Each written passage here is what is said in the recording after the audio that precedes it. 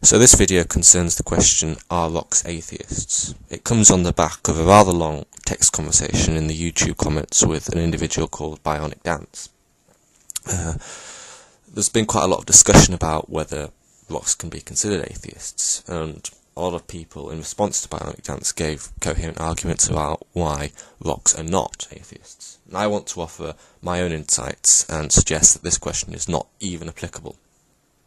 Now, I'm going to be cautious here because I understand that apparently someone called Eleanor Roosevelt quoted, "Great minds discuss ideas, average minds discuss events, and small minds discuss people." And while that is a metaphor, there is something to be said there, and I'm only going to be referencing to Bionicdance and what she's saying as sort of for practical reasons. I would rather get into the discussion of the concepts rather than specifically talk about individuals. Although this is going to happen as a matter of convenience. So I will be discussing some of what Bionicdance has said as a sort of gateway to discussing these concepts around this particular question. So I've cherry-picked this particular definition that specifically excludes rocks from being atheists.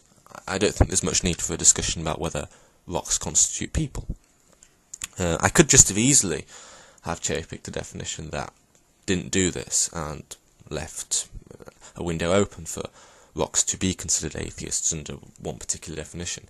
So, of course, whether or not rocks are atheists might depend on which particular lexicon you use. And this isn't hardly ideal, and various people have proposed rigorous, more logically orientated definitions that specifically include or exclude rocks as being atheists.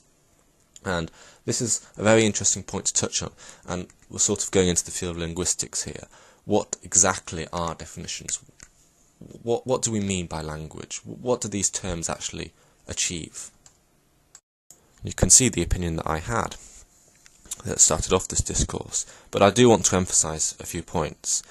First of all, the interpretation of a word is going to be at least partially dependent on the context. I mean, this is the whole reason that we have a fallacy in argumentation, where people can take things out of context.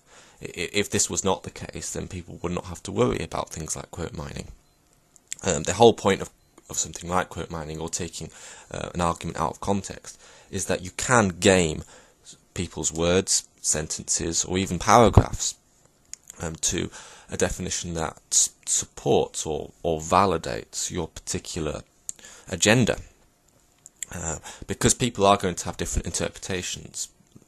Words are not static, these static absolute quantities. The dictionary definition only represents the most common usage of the word, but it doesn't necessarily go into all the nuances of how the words are used, and this may depend on things like geographic location, or even the particular population of people that we're talking about. Now, I suspect that the word atheist, for instance, means something, generally speaking, differently when you compare the YouTube atheist population with perhaps an apathetic population. Now, this doesn't mean that the dictionary definitions are wrong, but it does mean that in particular contexts people do use words differently. So it's important to not game the definition of the word to suit your point of view, but rather use the words in their context to try and understand what the author is trying to say, what the meaning behind those words are. Words are essentially tools, and we should not use them to suit our particular point of view.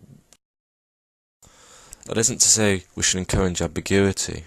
On the contrary, the discussion and clarification behind the term actually only helps us understand what we mean by atheists and how people came to these conclusions.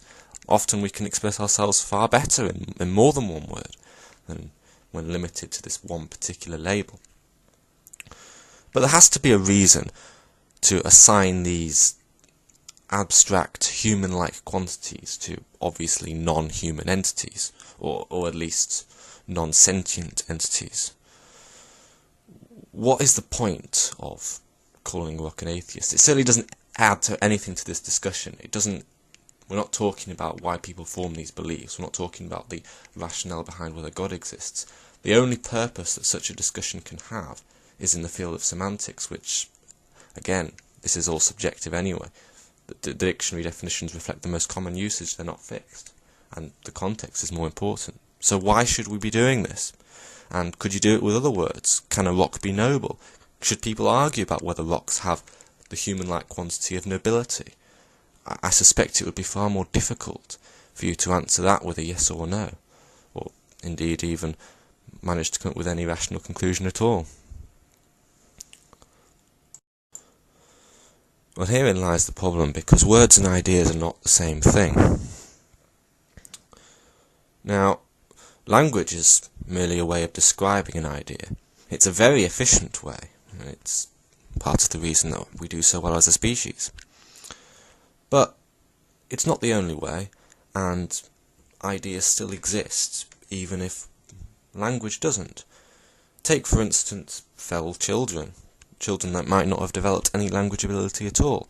They could still understand abstract ideas, such as emotion, empathy, colour. Yet they had no language ability. Perhaps they might even be able to understand the concept of atheism, although it would be far more difficult to try and explain it to them.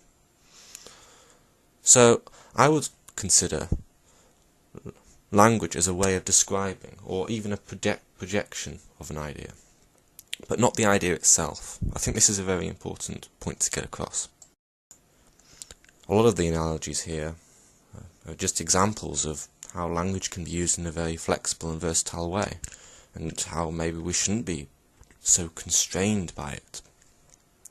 Now, let's look at another example. Let's look at maps, for instance. A map is an imperfect projection of a 3D object into a 2D plane, so that we might better understand how the Earth works, or the spatial relations of continents in relation to each other. Very imperfect, but it's a good analogy for the way that language works. Language is just an imperfect projection from some abstract idea space. When we describe ideas using words, they're no more perfect than a map is describing the various positions of the Earth. Interestingly enough, a map itself, which might not have any words on it at all, such as the one in this diagram, is still perfectly capable of expressing a number of ideas, and someone with no language ability at all might be able to understand a lot just from looking at this map. Now, a further point of interest that I would like to pose to anyone watching this video is, how would you define continent? What would be the easiest way for you to define continent? I suspect, this is just my suspicion, that the easiest way to define continent would be to simply list them. So let's take another example. Let's look at this comment. In the absence of context, it doesn't mean that much. But in the context of myself requesting a debate, it would seem to infer reluctance, or even outright answer in the negative. But if you were to look up each word in the dictionary, in your particular favourite dictionary, you would not be able to deduce that. Indeed, you might get some bizarre picture about having a particular interest in space and space stations, which is completely irrelevant. Yet, as humans, we're able to infer the real meaning behind these words when given a little bit of context, and I submit that discussions about atheism should be no different. And to further illustrate the problems of a reductionist view of language and constant need to refer to dictionary definitions, let's consider the interchange between multiple languages. Now, obviously you have grammar in languages, which is important, but even if you just look at nouns and disregard the grammar for a second, some languages may have many words for, say, snow, while we only have one word for it. They may have a broad term for things that we may feel the need to use many words for. Varying languages use nouns differently. And to illustrate this point, I've used a website called Bad Translator. The idea is that we take some language, we take a sentence from English and translate it into another language, and then translate it back into English. We can do that multiple times. Now, the programming of the translator would affect such a crude experiment, so I've included the pronoun the to try and help the translator, and also not included any grammatical constructions that may make this process more difficult. So the fact that the rock translates into stone is expected in the sense that the pronoun has disappeared. That should not be a problem. That's more about the grammar. The more interesting thing is the fact that the rock has turned into stone. Are rock and stones identical? Well, in my view, I don't think a rock is identical to a stone. But some cultures may indeed think that they are identical, or they may simply have broader definitions, or narrower definitions. The point is that there's always going to be uncertainties and different interpretations, and language that constantly evolves. It never truly aligned, and even in English different dictionaries provide different definitions, and even though they're supposed to reflect the most common usage, in practical terms this goal is impossible. And of course there's the problem of self-referencing. In this simple experiment, what you can do is take a word like atheist and then look at the verbs that used to describe the word atheist. You could do it with nouns as well. I chose to do it with verbs. The word believe was used to describe atheist, and in turn the verb used to describe believe was accept, the verb used to describe accept was give, the verb used to describe give was transfer, the verb used to describe transfer was move, and the verb used to describe move was go, and the verb used to describe go was move. So after only a few steps we end up with this self-referencing, and this was one particular dictionary, but all dictionaries will eventually do this. This is circular logic in a sense, but we humans grew up learning language from when we were very young. We know that language isn't just the sounds and the ink on the paper. It's something more than that. It's something that our brains can process, our brains understand. Our brains are able to take the language and convert it into ideas, into things that we can understand. So this is part of the issue. If you are going to so rigorously want to define the word atheist, then what about the words that you use to describe the word atheists? Are they rigorously defined? And in turn, are they rigorously defined? And sooner or later, you are going to get, if not self-referencing, which you will get, but if not that, you're going to get some errors, you're going to get some uncertainty. You could probably take the word atheist and use this process to get two completely different definitions after several steps. This will happen eventually. Official definitions don't exist, in a sense. Well, they do, but when a definition is official, all it means is the common way that the word is used, the most reflective usage of the word, the way a word is used to most people, or in a particular population of people. It should be used as a guide, not as, dare I say it, a Bible. Of course, many other dictionaries might do a better job, but if you really want to look at self-referencing, then take a look at this one. I want to end by looking at a blog entry written by Charlotte Buxton in 2013, and she is employed by a dictionary and writes dictionaries as a living. She's written a very interesting article. It's quite long, but I've given the source, so I really suggest that people go and have a look at it. But it's this particular part that I've quoted here, and you can see on the screen, I think is most relevant to the video that I've been saying. So I guess let's have a look at it.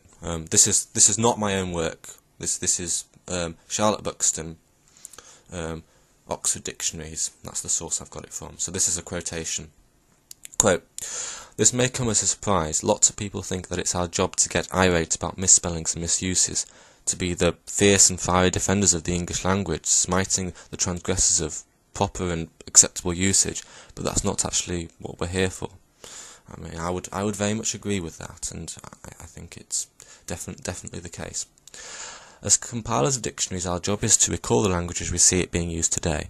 The mantra we tend to internal the subject is that dictionaries are descriptive rather than prescriptive. We aim to describe what's actually going on in English, in English, rather than prescribe how it should be used.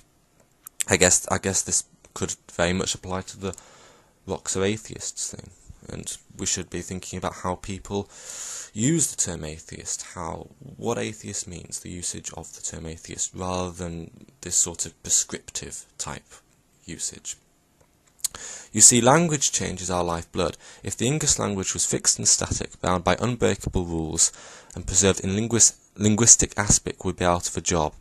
We could just create one definitive dictionary, and that would be it.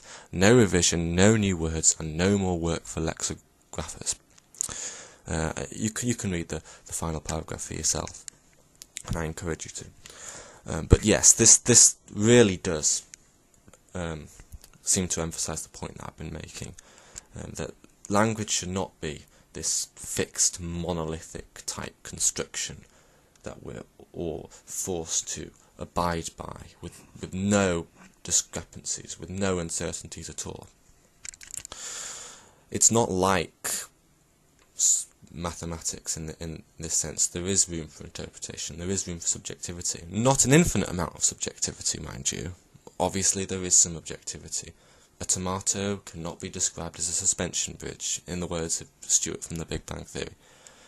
But no interpretation at all is an equally naive view.